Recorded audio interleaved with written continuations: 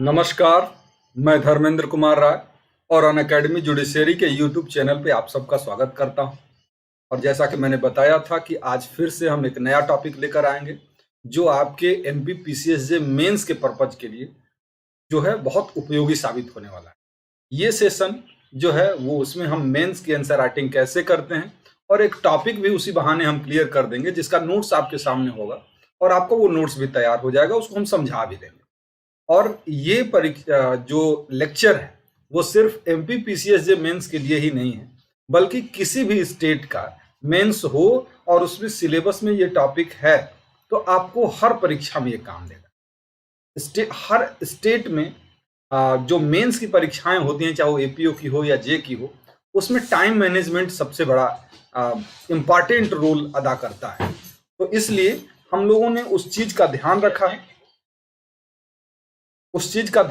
है और इस पर्पज के लिए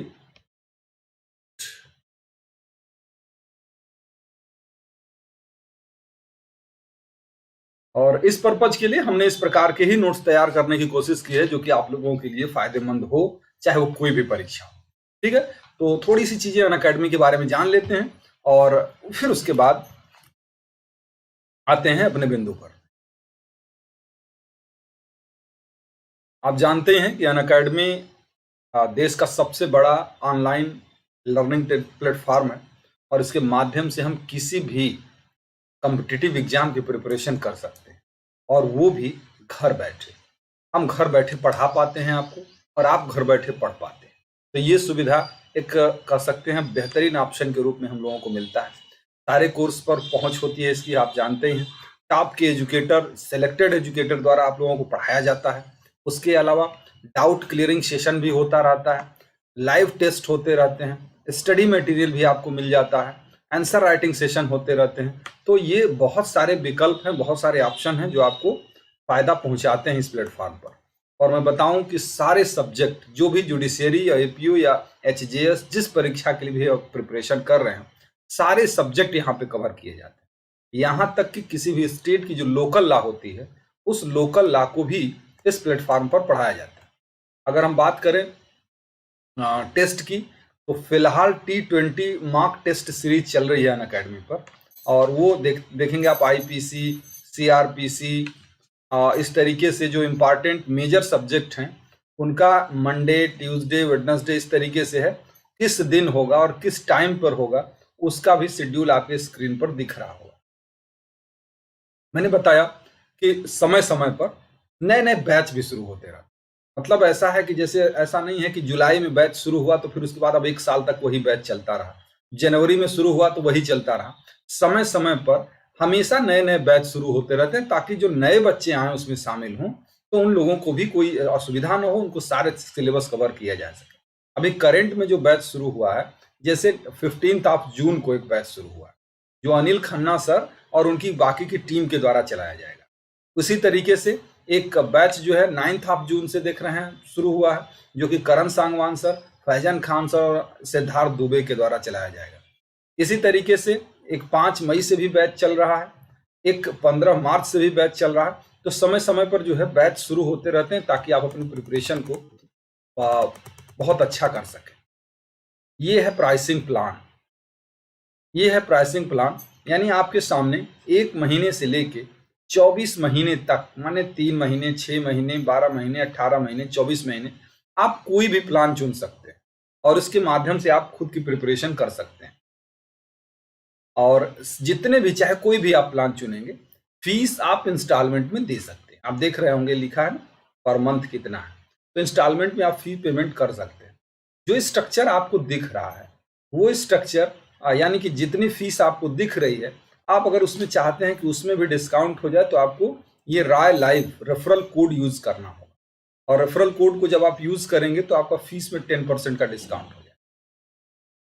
हाँ, और अगर मान लीजिए आप अभी फिलहाल सब्सक्रिप्शन नहीं भी लेना चाहते हैं लेकिन कुछ फ्री लेक्चर का लाभ लेना चाहते हैं, तब भी आपको इसी कोड का प्रयोग करना होगा, राय लाइव के कोड का जब प्रयोग करेंगे तभी आप अनअकैडमी पे लेक्चर का लाभ ले पाए। तो इसलिए भी यूज करना है और अगर सब्सक्रिप्शन लेना है तो उस पर्पज के लिए भी अगर यूज करेंगे तो 10% का डिस्काउंट भी हो जाएगा। फिलहाल एक स्पेशल ऑफर चल रहा है, और स्पेशल ऑफर क्या है कि अगर आप 12 महीने, 18 महीने या 24 महीने का सब्सक्रिप्शन लेते हैं तो आपको 1, 2 और 3 मंथ का सब्सक्रिप्शन बिल्कुल फ्री में मिल जाता है, बिल्कुल फ्री में मिल जाता है। और मैंने कहा था कि भाई कैसे ज्वाइन करेंगे, तो इसके लिए अनअकैडमी का एक लर्निंग ऐप डाउनलोड करना होगा, उसके बाद गोल डिसाइड करना होगा, गोल चुनना होगा पीसीएस जे जुडिशियरी, और उसके बाद आप आगे की प्रोसेस फॉलो करते आएंगे। इस तरीके का इंटरफेस दिखेगा, और आपको यहाँ पे जो दिख रहा होगा रेफरल कोड हो सकता है आप लोगों से मांगे, तो वही रेफरल कोड हमने बताया था अभी, किराए लाइव डाल दीजिएगा तो आपका लेक्चर ओपन हो जाएगा। जो फ्री के लेक्चर हैं वो आप देख पाएंगे, और अगर आपको सब्सक्रिप्शन लेना है तो आपको ये कोड यूज करने से 10% का डिस्काउंट हो जाए। Madhavi good morning, Ashutosh good morning. एक बात मैं बता दूंगा और कि फीस स्ट्रक्चर जो अभी हमने आपको बताया वो फीस स्ट्रक्चर अब पुराना हो चुका है, और तत्काल जो है अब बदलने वाला है। कब से? 1 जुलाई से, मतलब 5-6 दिन और बचे हुए हैं इस फीस में, और इस फीस स्ट्रक्चर के बाद आपको ये नया फीस स्ट्रक्चर हो जाएगा। तो अगर सब्सक्रिप्शन लेने का प्लान बन रहा है तो उसको तत्काल यूज़ करें 5 दिन के भीतर, ताकि उसका लाभ ले सकें। और कोड जो है राय लाइव जो मैंने बताया अभी, राय लाइव को यूज करेंगे तो 10% का डिस्काउंट हर दशा में हो जाएगा। और यहाँ तक कि सिर्फ पीसीएस जे एपीओ ही नहीं, बल्कि किसी भी कोर्स में अगर आप एडमिशन या कोई भी ले रहा है, चाहे आईएएस हो, पीसीएस हो, एसएससी हो, बैंक हो, दरोगा हो, सारे कोर्स की जब भी आप सब्सक्रिप्शन लें तो ये अगर राय लाइव को यूज करते हैं कोड, तो आपको 10% का डिस्काउंट हर हालत में मिले। जैसा कि आपने ज्वाइन किया हुआ है यूट्यूब अनअकैडमी जुडिशियरी का यूट्यूब चैनल, इसी तरीके से टेलीग्राम चैनल भी है, उसका भी लाभ लिया जा सकता है। राय लाइफ ये रेफरल कोड है, ये जरूर याद रखिए, चाहे किसी भी कोर्स में एडमिशन लेना हो ये आपको लाभ पहुंचाएगा। तो अब हम आगे बढ़ते हैं।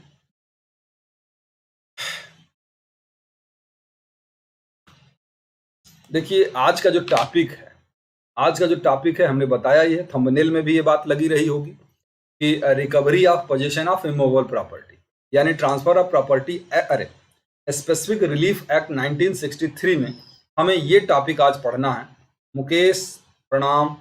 ये टॉपिक आज पढ़ना है जो बताता है कि एक इमूवेबल प्रॉपर्टी को या मूवेबल प्रॉपर्टी को रिकवर कैसे करना, उसके पोजीशन को। ठीक है, तो हमको हमारा जो टॉपिक था वो सिर्फ इमूवेबल प्रॉपर्टी के रिकवरी के संबंध में, लेकिन उसको समझने के लिए पूरा हमको थोड़ा सा इंट्रोडक्शन देखना होगा, और फिर जैसे मेंस में आपका क्वेश्चन आए उसके हिसाब से आप लिखिएगा। तो रिकवरी ऑफ प्रॉपर्टी, यानी रिकवरी ऑफ प्रॉपर्टी हमने लिखा है, रिकवरी ऑफ प्रॉपर्टी ऑफ, ये जो है प्रॉपर्टी में हमने जो यहाँ पे लिया है इमूवेबल और मूवेबल दोनों प्रकार की प्रॉपर्टी। ये रूल जो है हम लोग ग्राफ यूज कर रहे हैं। तो रिकवरी ऑफ प्रॉपर्टी से संबंधित recovery of position of property, यहाँ तो यहाँ पे जो इमूवेबल प्रॉपर्टी से भी और मूवेबल प्रॉपर्टी दोनों से रिलेटेड है। देखेंगे जब आप स्पेसिफिक रिलीफ एक्ट का सेक्शन 5 और 6 ये recovery of position of immovable property होगा, और यहाँ पे जो है recovery of position of immovable property, यानी सेक्शन 5 to 8 जो है recovery of position of property से संबंधित है, लेकिन उसमें से दोनों को 2 भाग में बांट दिया। एक recovery of position of immovable property section 5-6, और recovery of position of movable property section 7-8। तो ये इस तरीके से हो जाता है। अब अगर हम लोग बात करते हैं इसके भी आगे बढ़ते हैं, तो देखिए सेक्शन 5 और 6 की हम लोग बात करते हैं जब recovery of position of immovable property में, तो 2 तरीके से पोजीशन लिया जा सकता है, 2 तरीके से पोजीशन लिया जा सकता है, on the basis of title, और एक है on the basis of position. On the basis of title और on the basis of position, यानी हक के आधार पर कब्जा लेना इमूवेबल प्रॉपर्टी का, धारा 5, और प्रायर पोजीशन के आधार पर कब्जा लेना, यानी पूर्व कब्जे के आधार पर पुनः कब्जा लेना, ये धारा 6 नियम बता। और इसी तरीके से जब हम मूवेबल प्रॉपर्टी के संबंध में देखते हैं तो on the basis of title यानी कि हक के आधार पर कब्जा लेना मूवेबल प्रॉपर्टी का सेक्शन 7 है, और जो है प्रायर और पोजीशन के आधार पर पोजीशन लेना ये सेक्शन 8 में। तो लगभग देख रहे हैं ना कि जो बात सेक्शन 5 कह रहा है वही बात सेक्शन 7 कह रहा है। ये इमूवेबल प्रॉपर्टी के संबंध में कह रहा है, ये मूवेबल प्रॉपर्टी के संबंध में कह रहा है। जो बात सेक्शन 6 कह रहा है वही बात लगभग सेम नहीं, लगभग सेक्शन 8 भी कह रहा है, पोजीशन के आधार पर, ये भी पोजीशन के आधार पर। लेकिन यहां पे 6 में इमूवेबल प्रॉपर्टी होगी और यहां पे मूवेबल प्रॉपर्टी होगी। तो इस तरीके से अब हम इसको एक्सप्लेन करेंगे और एक एक चीज को डिटेल में जानेंगे कि क्या है एक्चुअल। देखिए on the basis of title, देखिए एक्चुअल में यहां समझ लेते हैं थोड़ी चीजों। जैसे मान लीजिए ए नाम का एक पर्सन है और उस पर्सन को एक घर है और उस घर का कब्जा चाहिए, ठीक है ना। Sangeeta good morning. ए नाम का एक पर्सन है और इस घर पर वो कब्जा लेना चाहता है। ये घर यानी इमूवेबल प्रॉपर्टी, रूल कौन से लागू होंगे, सेक्शन 5 और सेक्शन 6, ठीक है। उसके अलावा अब इसको पोजीशन चाहिए, तो पोजीशन वो दो प्रकार से ले सकता है, ए सेक्शन 5 और एक सेक्शन 6।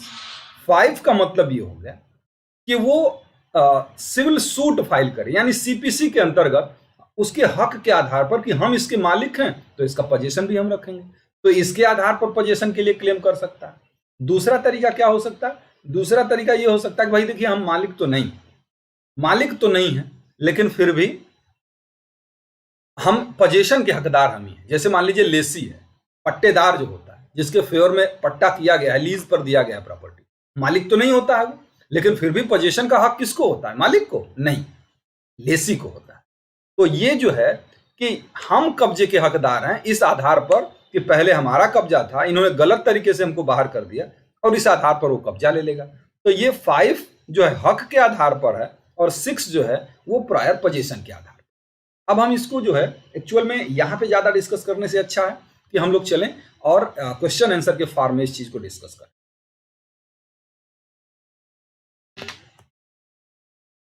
देखें हमने कहा था ना कि ये क्वेश्चन अगर आपके एग्जामिनेशन में आ जाए कि recovery of specific immovable property, है ना, recovery of position of specific immovable property, यानी किसी इमूवेबल प्रॉपर्टी का पोजीशन अगर चाहिए,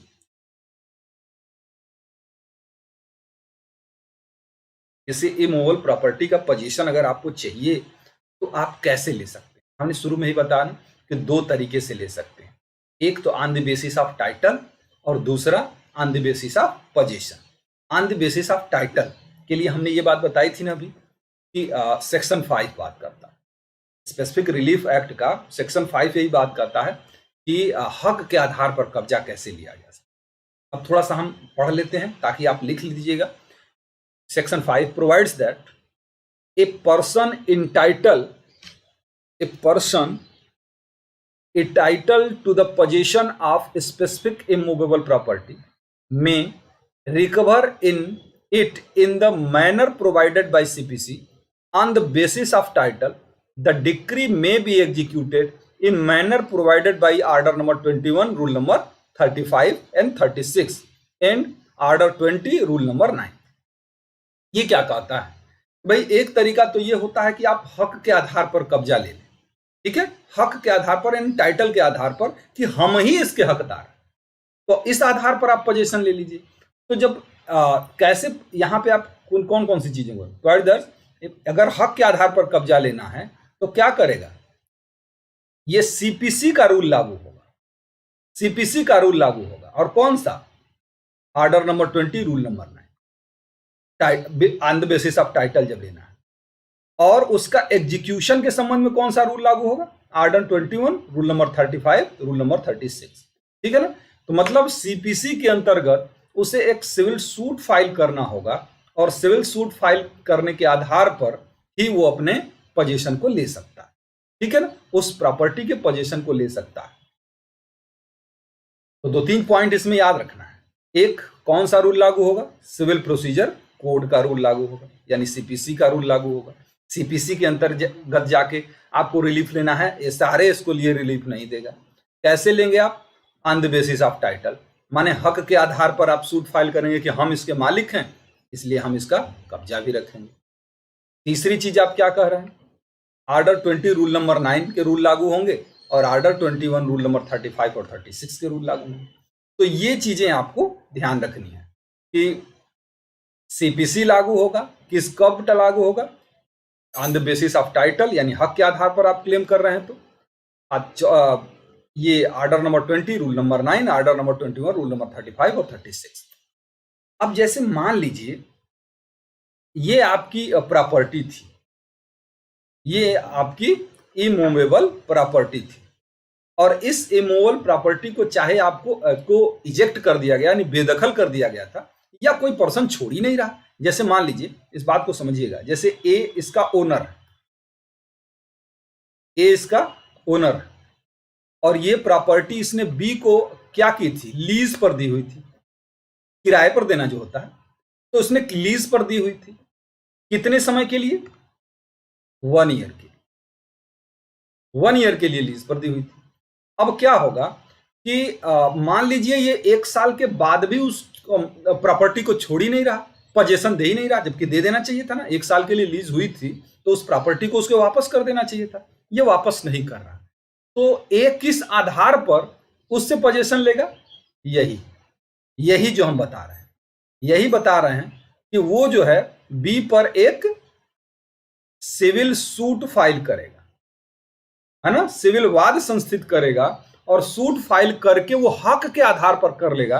कहेगा कि भैया ये जो जमीन है ना, ये जो घर है ना, जो हमने बी को लीज पर दिया था वो सिर्फ 1 साल के लिए दिया था और मालिक हम हैं, तो ये प्रॉपर्टी का पोजीशन हमारे पास होना चाहिए। तो इसलिए वो हक के आधार पर सीपीसी के अंतर्गत जाएगा और अपना पोजीशन ले लेगा। ये बात बिल्कुल क्लियर है आशुतोष, माधवी, मुकेश, संगीता? ये बात बिल्कुल क्लियर है ना कि किन परिस्थितियों में टाइटल के आधार पर क्लेम होता है?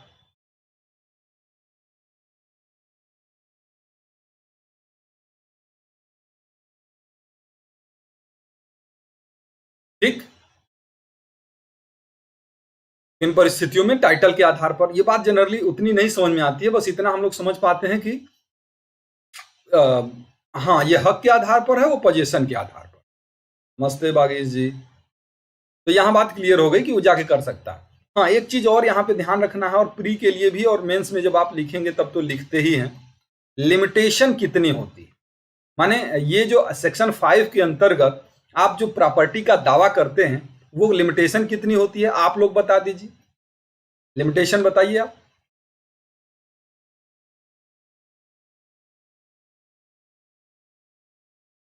लिमिटेशन कितनी होगी? वेरी गुड, ये होती है 12 साल।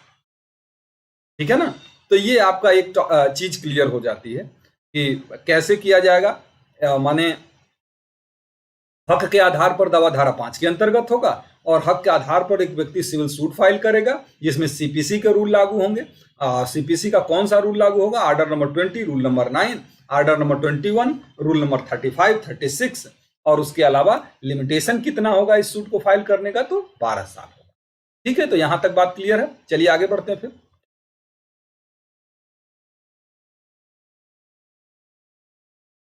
अब आता है मेन चीज। दूसरा हमने एक कहा था टाइटल के आधार पर, और दूसरा हमने कहा था कि प्रायर पोजीशन के आधार पर, claim on the basis of prior position. ये सेक्शन 6 में है, और सेक्शन 6 में जो ये claim on the basis of prior position है, ये एसआरए रिलीफ देता है। वो वाले रिलीफ कौन देता था? वो सीपीसी देता था। ये रिलीफ कौन देता है? तो एसआरए देता है। अच्छा, अब थोड़ा सा इसके बारे में देख लेते हैं कि section 6 clause 1 provides that if any person is dispossessed without his consent of a movable property otherwise than in due course of law he may be sued recover possession thereof। यानी कि किसी भी व्यक्ति को गलत तरीके से, ठीक है, किसी भी व्यक्ति को अगर गलत तरीके से किसी इमूवेबल प्रॉपर्टी से इजेक्ट कर दिया गया है ना, गलत तरीके, हाँ संगीता, गलत तरीके से अगर उसको इजेक्ट कर दिया गया, उसको बेदखल कर दिया गया उसके पोजीशन से, तो वो क्या करेगा, और गलत तरीके का मतलब उसकी कंसेंट के बिना और due course of law, without due course of law, यानी कि विधि की सम्यक प्रक्रिया से अलग उसको जो है बेदखल कर दिया गया। जैसे मान लीजिए ए नाम का व्यक्ति है, इस घर में है, मान लीजिए किराएदार है, मालिक नहीं। तो अगर मान लीजिए ये बी आके कहे कि निकल घर से, और जबरदस्ती बी घुस जाए, बी जो है जाके जबरदस्ती उस घर में घुस जाए, एक की इच्छा के बिना जबरदस्ती वो जाके घर में घुस जाता है, कहता है कि तुम्हारा घर है नहीं, ये घर तुम्हारा तो है नहीं, इसलिए यहां से निकल, हम रहेंगे इसमें, और बी ने पोजीशन ले लिया। अब ए नाम का व्यक्ति जो है तत्काल जाएगा कोर्ट, और कोर्ट जाके क्या करेगा, ये एसआरए के सेक्शन 6 के अंतर्गत वो प्रायर पोजीशन के लिए दावा करेगा, प्रायर पोजीशन के लिए के आधार पर पोजीशन के लिए दावा करेगा। ये कहेगा कि एक जाके कोर्ट में कहेगा कि हमको जो है गलत तरीके से बी ने डिसपोजेस्ट कर दिया, मतलब बेदखल कर दिया है, इसलिए हमको फिर से पोजीशन दिलवा दीजिए। तो ये जो क्लेम करता है वो क्लेम करता है सेक्शन 6 के अंतर्गत एसआरए के। यहां तक कि देखिए सेक्शन 6 जो एसआरए का है, एसआरए के सेक्शन 6 में एक बात और ध्यान रखनी है कि ये जो इस प्रॉपर्टी पर ए का पोजीशन है ना, इस प्रॉपर्टी पर जो ए का पोजीशन है, या ये प्रॉपर्टी मान लीजिए सी नाम की व्यक्ति की, सी ओनर, तो क्या सी ए को निकाल सकता है उसकी इच्छा के बगैर? कहेगा कि ये तो मेरी ही प्रॉपर्टी, तुम यहां कैसे, तो सी को निकाल दे? जी नहीं, वो सी को भी नहीं निकाल सकता, और सी भी उसको नहीं निकाल सकता। यानी सेक्शन 6 का राइट, अमृता ओके सर, अभी तक स्टार्ट नहीं किया सर, ये है, हाँ। तो ये जो हमने कहा अभी, क्या कहा कि सी यानी उसका जो मालिक है वो भी उसको नहीं निकाल सकता। अब हम बात करते हैं सेक्शन 6 का राइट किसके अगेंस्ट है, सेक्शन 6 का राइट किसके अगेंस्ट है? तो ये सेक्शन 6 का जो राइट है वो अदर पर्सन के अगेंस्ट तो है ही कोई, लेकिन ये राइट उस प्रॉपर्टी के ओनर के अगेंस्ट भी है। समझ रहे हैं ना इस बात को? यहां हमने जो एग्जांपल लिया है किराएदार वाला, कि मकान मालिक आके, जैसे कि मान लीजिए इन्होंने ए ने सी से घर किराए पर लिया और 1 साल के लिए लिया, 1 साल के लिए जब घर लिया तो 6 महीने में ही सी उसको निकालने लगे, निकाल नहीं सकता ना, और अगर जबरदस्ती निकाल के सामान फेंक दे और सी जाके उस पर ले ले, तो ये ए उस पर सेक्शन 6 के अंतर्गत दावा कर सकता है और उस प्रॉपर्टी का पोजीशन फिर से ले सकता है। तो ये जो राइट है सेक्शन 6 का, वो राइट किसी के अगेंस्ट है, यानी वो ओनर ऑफ प्रॉपर्टी के अगेंस्ट भी है, अदर पर्सन के अगेंस्ट तो है ही। अच्छा, एसेंशियल देख लेते हैं इस सेक्शन के, इस सेक्शन के एसेंशियल देख लेते हैं। और एसेंशियल क्या है, माने ये धारा लागू कब होगी, एसेंशियल का मतलब ये हो गया। दूसरी बात क्या हुई, इसके अलावा ये भी बात हो गई कि हाँ, कि सेक्शन 6 के रिलीफ को लेने के लिए क्या क्या कंडीशन फुलफिल होनी चाहिए, सेक्शन 6 के रिलीफ को लेने के लिए क्या क्या कंडीशन फुलफिल होनी चाहिए। तो वो अगर देखते हैं तो ये कंडीशन है। पहली condition, person has dispossessed from immovable property, यानी पहली कंडीशन क्या हो गई कि जो प्रॉपर्टी है वो कैसी होनी चाहिए, इमूवेबल प्रॉपर्टी, ये पहली कंडीशन। दूसरा, पर्सन हैज बीन डिस्पोजेस्ड, उसे बेदखल कर दिया गया, दूसरी चीज हो गई कि person has been dispossessed from immovable property, यानी प्रॉपर्टी इमूवेबल होनी चाहिए। मूवेबल प्रॉपर्टी से अगर कब्जेशन ले लिया गया है तो वहां सेक्शन 6 कोई रिलीफ नहीं देगा, ठीक है ना।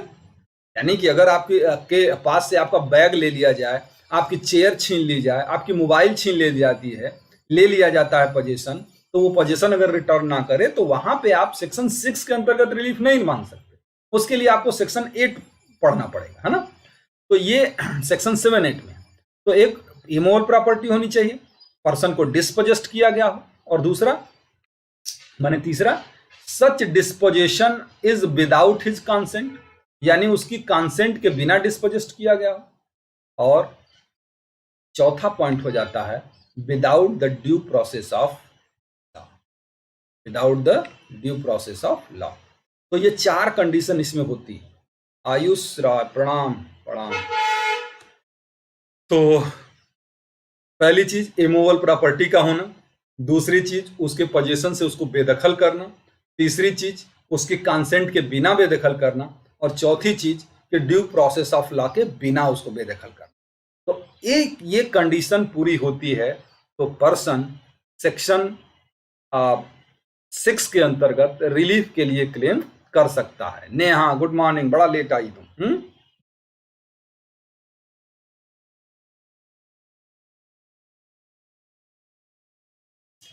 हाँ, मतलब आपने कहा कि भाई ओनर भी नहीं निकाल सकता, क्यों? हमने ये कंडीशन आपने बताई ना, इमूवेबल प्रॉपर्टी, डिस्पोजेस्ट, कंसेंट के बिना और ड्यू प्रोसेस ऑफ लॉ। जैसे मान लीजिए हमने कहा कि ये मकान है और इस मकान पर ए का है मकान, बी को किराए पर दिया हुआ है, कितने दिन के लिए? 1 साल के लिए। और अगर वो जबरदस्ती 6 महीने में ही उसको निकाल दे, 6 महीने में ही निकाल दे, गया मतलब दिवाली पे वो गया था अपने घर, इनका सारा सामान निकाल के जो है बाहर फेंक दिया, कहा कि नहीं अब तुमको नहीं रहने देंगे, तो बी को इनको पोजीशन से बाहर कर दिया ना। किसने किया? ए ने, यानी लैंडलॉर्ड ने ऐसा किया। तो जब लैंडलॉर्ड ने ऐसा किया तो क्या बी लैंडलॉर्ड के अगेंस्ट सेक्शन 6 का क्लेम नहीं कर सकता? कर सकता है, क्योंकि ये काम एक तो उसकी कंसेंट के बिना उसको बाहर किया गया था और ड्यू प्रोसेस ऑफ लॉ के बिना किया गया था, यानी अभी उसको उसमें रहने का राइट है। ये लॉ के अकॉर्डिंग उसको अलग नहीं किया गया है। अभी ए का राइट नहीं था कि बी को बाहर निकाल दे। समझे संगीता? तो ये 4 कंडीशन है जिसको फुलफिल करना पड़ता है। चलिए आगे बढ़ते हैं फिर जल्दी से। तो ये तीनों कंडीशन, चारों कंडीशन क्लियर है। चलिए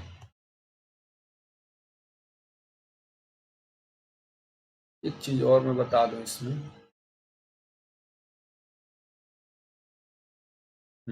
ठीक है, चारों यही है बस।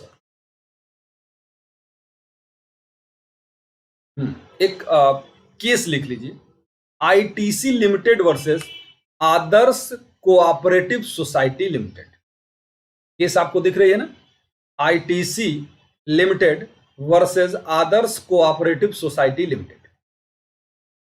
ये केस में जो है सुप्रीम कोर्ट ने क्या कहा था? In this case supreme court held that the court is only required to determine 2 things.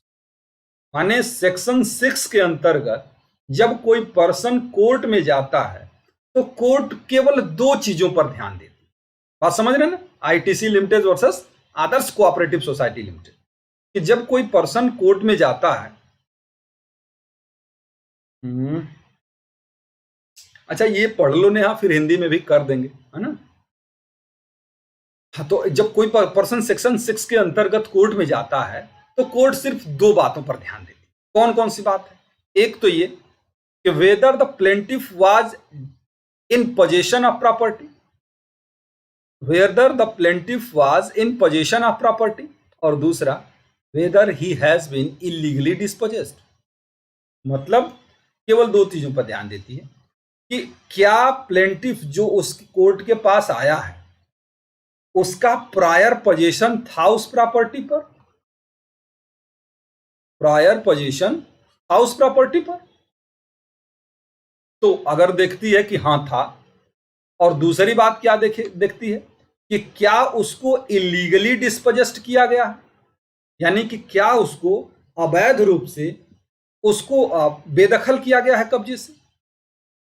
अगर उसका जवाब कोर्ट के पास आता है यस, यस का मतलब कि हां प्रायर पोजीशन प्लेंटिफ का ही था और उसे इलीगली डिस्पोजेस्ट किया गया है, तब वो कोर्ट सेक्शन 6 के अंतर्गत रिलीफ देती है। ठीक है, उसको ज्यादा चीजों से मतलब नहीं है। जैसे संगीता ने कहा ना कि मालिक को कैसे निकाल सकता है, तो यही तो बात है, उसको हक से कोई मतलब नहीं होता है सेक्शन 6 के अंतर्गत। कौन मालिक है, कौन नौकर है, कौन किराएदार है, इससे कोई मतलब नहीं है। पहले पोजीशन था तुम्हारा, ठीक, गलत तरीके से इन्होंने निकाला, सेक्शन 6 की रेमेडी आपके लिए उपलब्ध है। ठीक है, तो इसमें मालिक कौन है, कैसे कब्जा लिया, क्या किया, इससे कोई मतलब कोर्ट को लेना देना नहीं है। यही दो बात देखती है, और ये हम नहीं बता रहे हैं, ये सुप्रीम कोर्ट ने ही ITC limited versus Adarsh cooperative society limited के केस में कहा था। ठीक है, तो ये बात भी क्लियर हो गई। आगे बढ़ते हैं। ये भी ध्यान देना है, देखिए एक एक पॉइंट इसके जो है प्री में भी बहुत इंपॉर्टेंट होते हैं, प्री के लिए भी बहुत इंपॉर्टेंट है कि no suit shall be brought in this condition. भाई लाया तो जा सकता है सेक्शन 6 के अंतर्गत, लेकिन इन कंडीशन में आप सूट नहीं ला सकते, सेक्शन 6 के अंतर्गत रिलीफ आपको नहीं मिलेगा। कैसे, कौन कौन सी कंडीशन है, ये क्लास नंबर 3 में होगा संभवतः। तो कौन कौन सी कंडीशन है, after the expiry of 6 month. कब से 6 मंथ, जिस डेट को डिस्पोजेस्ट किया गया था, जब उसको बेदखल किया गया था, उसके डिस्पोजेशन की डेट से, यानी उसकी बेदखली की डेट से 6 महीने के बाद आप सेक्शन 6 के रिलीफ नहीं ले सकते। बात समझ में आ रही है ना, कि इसके लिए लिमिटेशन कितना है, 6 मंथ है, और सेक्शन 5 के अंतर्गत टाइटल के आधार पर 12 साल है। तो सेक्शन 6 के अंतर्गत अगर आपको रिलीफ लेना है तो आपको तत्काल कोर्ट पहुंच जाना होगा, यानी आपको भगाया गया और आप जो है तुरंत कोर्ट पहुंच जाइए 6 महीने के भीतर। अब आप खुद ही सोचिए कि अगर किसी पर्सन को वास्तव में डिस्पोजेस्ट गलत तरीके से किया गया है, तो कोई भी कॉमन सेंस का भी आदमी होगा तो जल्दी से ना कोर्ट जाएगा कि हमको पोजीशन फिर से वापस कर दिया जाए, कि 3 साल सोने के बाद हो जाएगा उसके लिए क्लेम, नहीं। तो इसलिए लॉ ने भी एक सीमा तय कर दी है और कहा है कि 6 महीने के भीतर ही आप जाएंगे। अगर आपने 6 महीने बिता दिए तो आप सेक्शन 6 के अंतर्गत रिलीफ नहीं ले सकते। ठीक, अच्छा, दूसरी बात क्या कहता है, अगेंस्ट द गवर्नमेंट, यानी सरकार ने आपको अगर डिस्पोजेस्ट कर दिया है, सरकार ने अगर आपको डिस्पोजेस्ट कर दिया है, तो भी आप कोर्ट जाके सेक्शन 6 का रिलीफ नहीं ले सकते।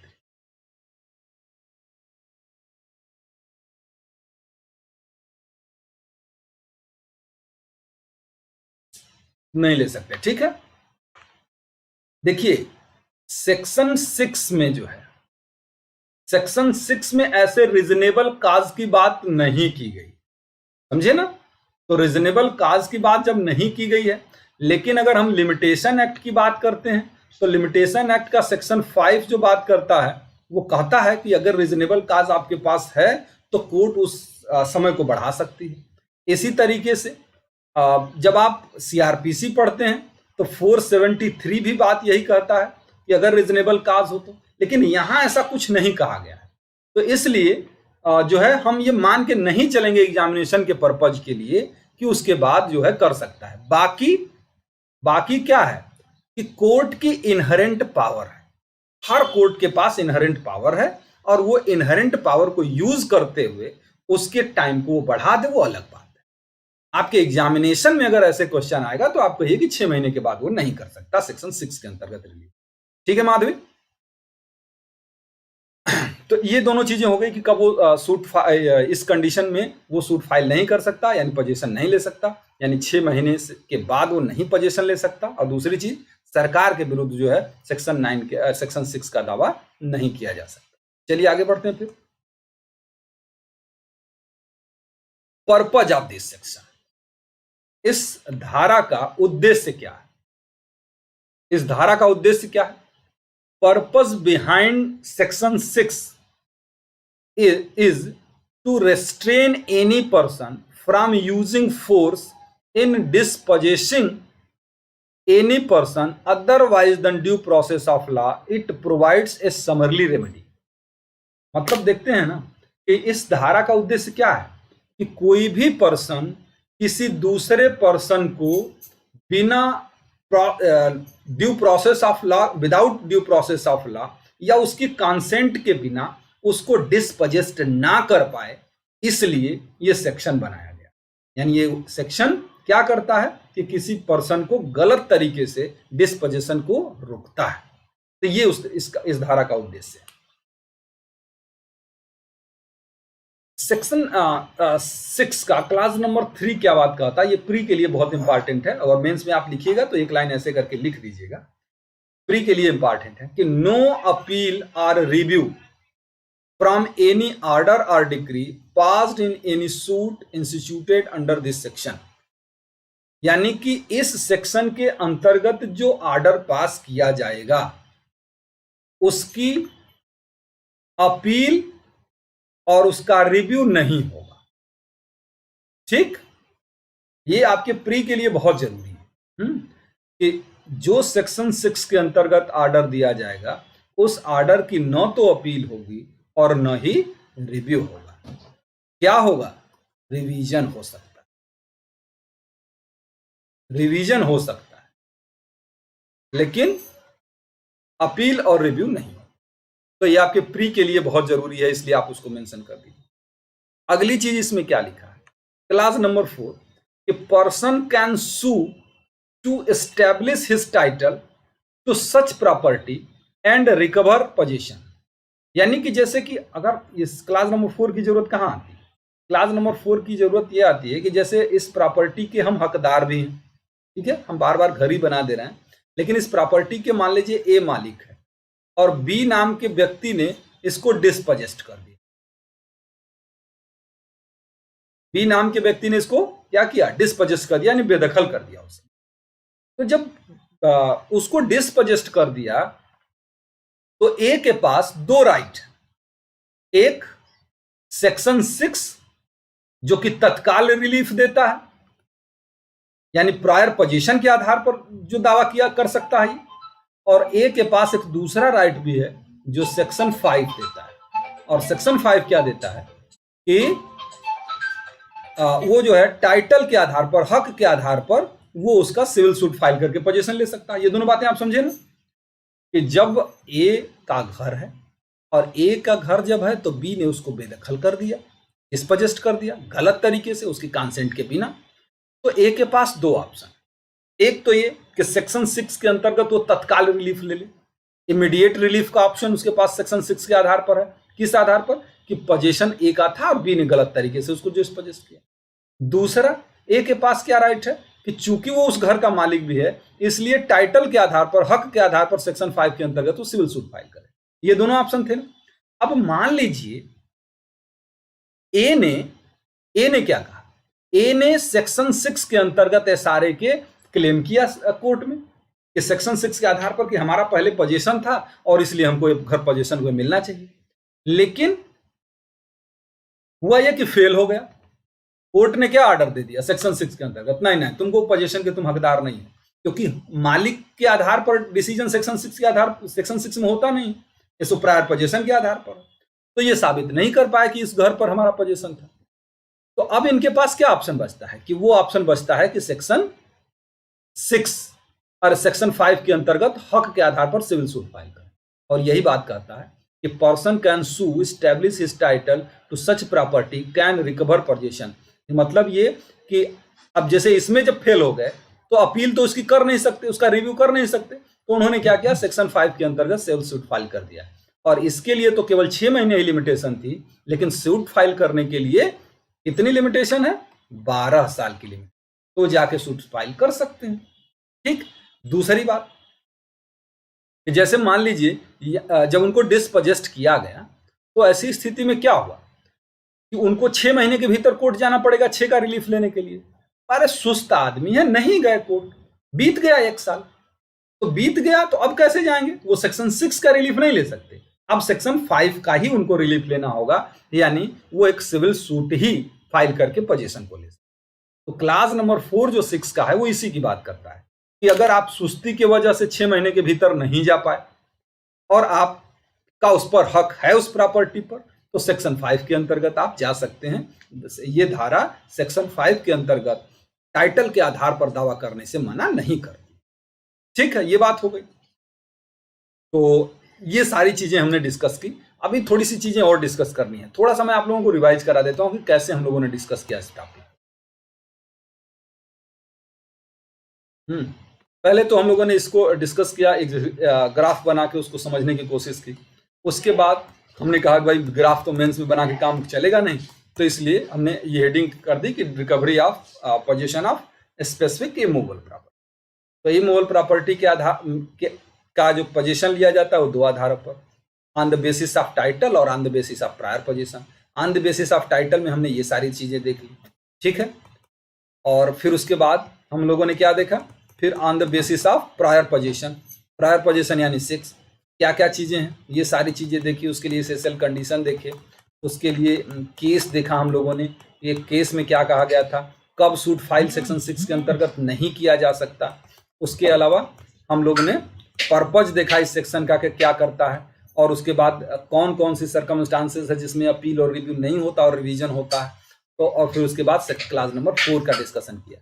तो आपके मेंस के पर्पज के लिए अगर आता है तो इतना कंटेंट सफिशिएंट है। अगर आपको कुछ ऐड करना ही होगा तो उसमें कर दीजिएगा केस, एक आध तो केस आप और भी डाल दीजिएगा तो आपका हो जाएगा। वैसे आपके पास इससे ज्यादा टाइम होगा नहीं। अब आते हैं हम लोग थोड़ा सा सरसरी दृष्टि से देख लेते हैं, क्योंकि इस पर कभी मेंस में क्वेश्चन नहीं बनेंगे। मूवेबल प्रॉपर्टी के रिकवरी के संबंध में मेंस में क्वेश्चन कभी नहीं बनेंगे, प्री में कभी कभी बन जाते, तो वो थोड़ा सा देख लेते हैं सरसरी दृष्टि से।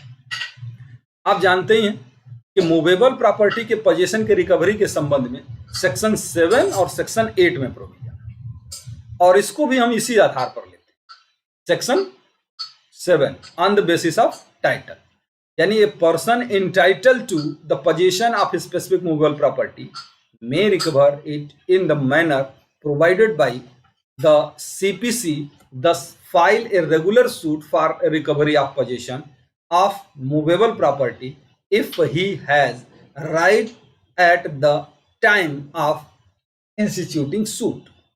मतलब ये कह रहा है कि अगर किसी भी पर्सन का मूवेबल प्रॉपर्टी दूसरे के पोजीशन में है और वो चाहता है कि हमको ये प्रॉपर्टी मिल जाए, तो सेक्शन 7 ये कहता है कि आपको करना पड़ेगा एक सिविल सूट, सीपीसी के अंतर्गत एक सिविल सूट फाइल करना होगा, और उस सिविल सूट को फाइल करके ही आप उसका पोजीशन ले सकते हैं।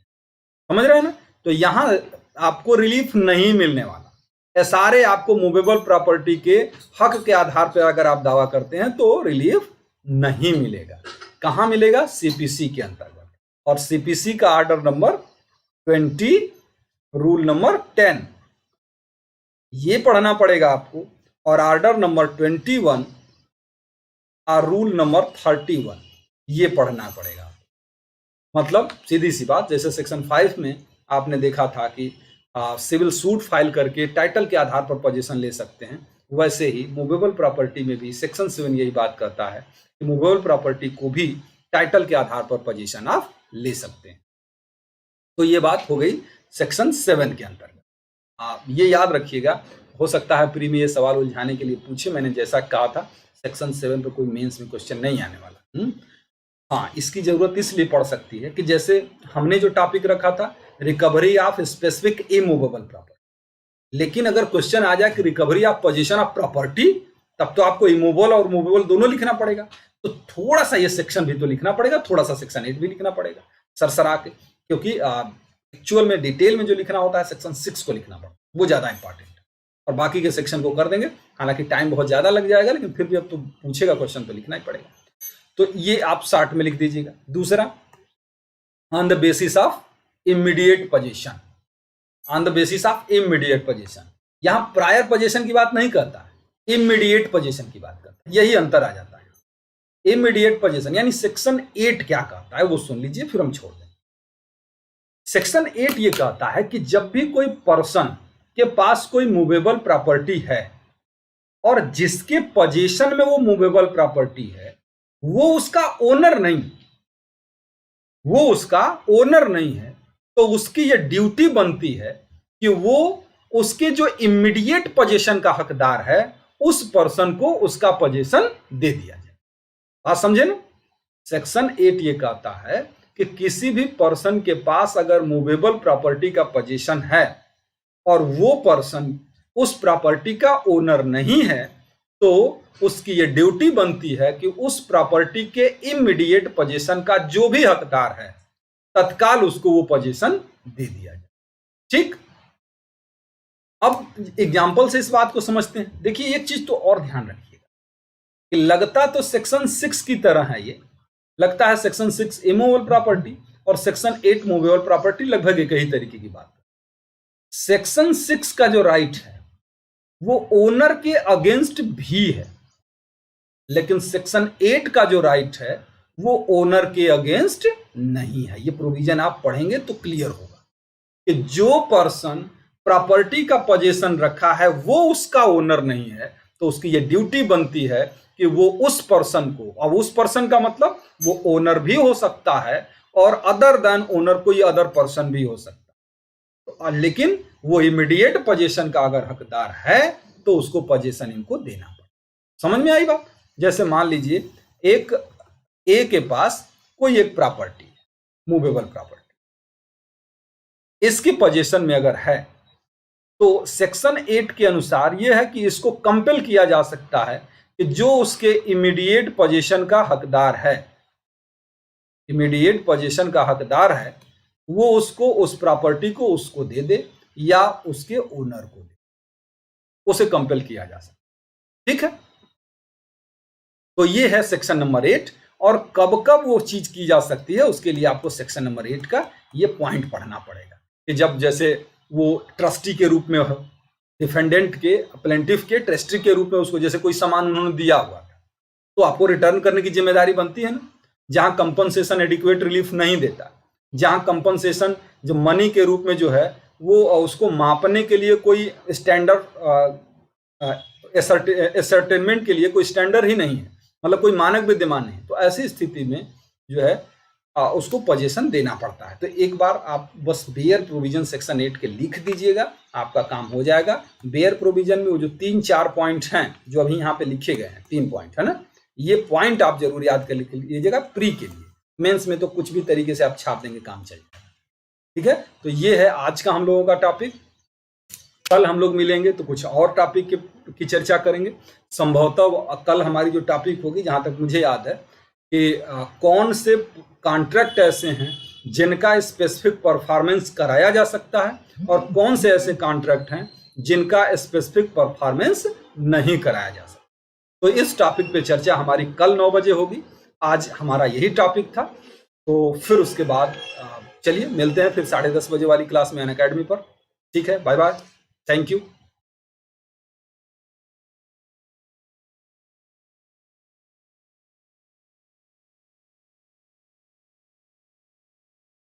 थैंक यू धीरज, आज तो तुमने एक भी सवाल, अरे एक बार भी कुछ बोला ही नहीं, शुरू में आए प्रणाम किया, बात खत्म।